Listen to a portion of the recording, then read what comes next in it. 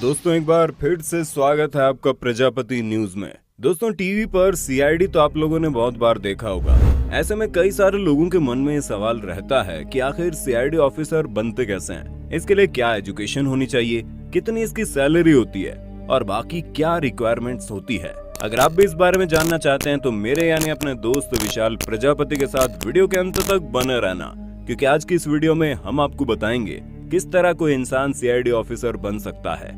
चलिए वीडियो शुरू करते हैं, लेकिन वीडियो शुरू करने से पहले एक छोटी सी रिक्वेस्ट है। वीडियो के नीचे रेड कलर का सब्सक्राइब बटन दिख रहा होगा, उस पर क्लिक करके सब्सक्राइब कर लें और साइड में बेल आइकॉन भी दिख रहा होगा, उस पर भी क्लिक कर लें ताकि आपको वीडियो मिले सबसे पहले।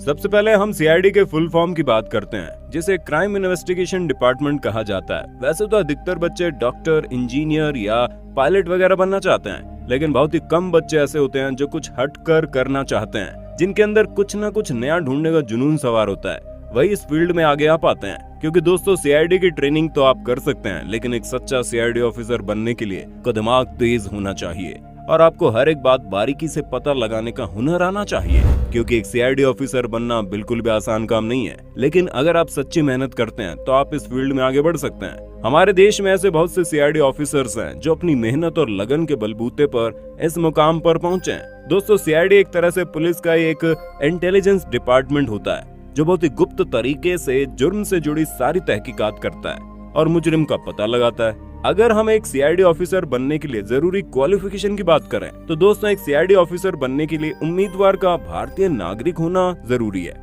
उम्मीदवार ने 12वीं कक्षा कम से कम पास कर रखी हो।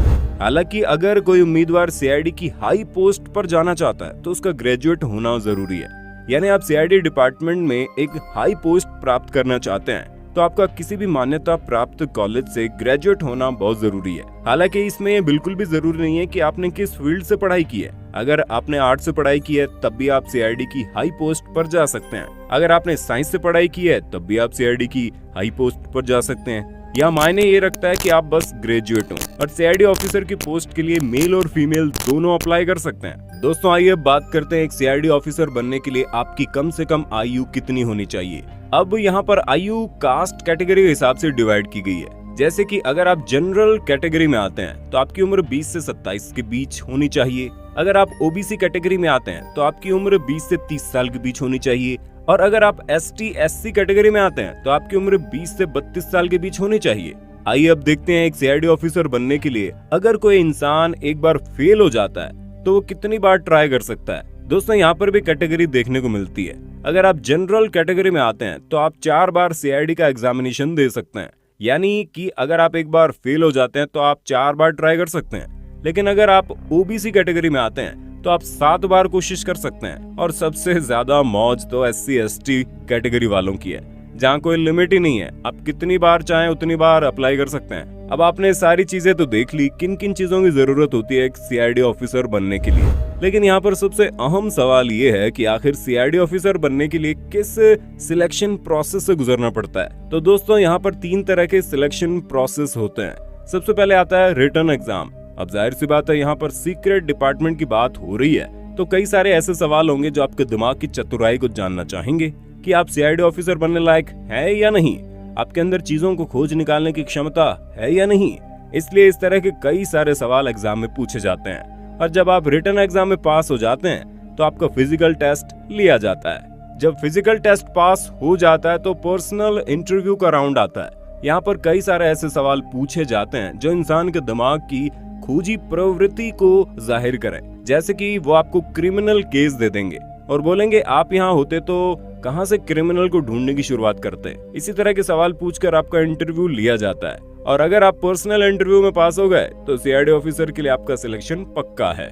दोस्तों हम लोगों ने सारी बातें तो कर ली, लेकिन सीआईडी ऑफिसर बनने के लिए जो एग्जाम का पैटर्न है वो जानना भी बहुत जरूरी है। असल में ये एग्जामिनेशन हर साल यूपीएससी और एसएससी द्वारा कंडक्ट करवाया जाता है। सीआईडी एग्जाम के क्वेश्चन पेपर को 2 पार्ट्स में डिवाइड किया गया है। पार्ट 1 में 200 सवालों का क्वेश्चन पेपर होता है जिसे सॉल्व करने के लिए आपको 2 घंटे का समय दिया जाता है। दूसरे पार्ट में 400 सवालों का एक क्वेश्चन पेपर होता है जिसे सॉल्व करने के लिए आपको 2 घंटे का समय मिलता है। उसके बाद 100 नंबर का एक इंटरव्यू होता है। अब दोस्तों अगर हम सीआईडी ऑफिसर की सैलरी की बात करें तो सीआईडी ऑफिसर की सैलरी उनकी रैंक के हिसाब से तय होती है।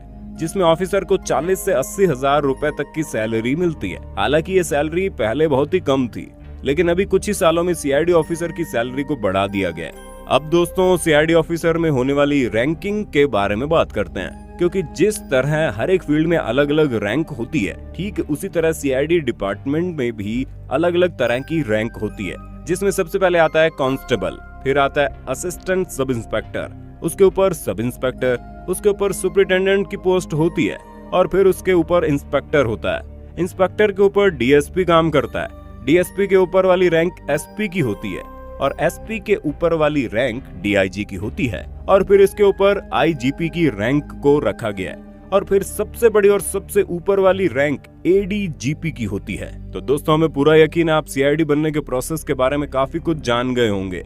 अब आपका इस पर क्या कहना है कमेंट में बताना और इसी तरह के वीडियोस को देखते रहने के लिए हमारे चैनल प्रजापति न्यूज को लाइक शेयर और सब्सक्राइब तो कर ही देना।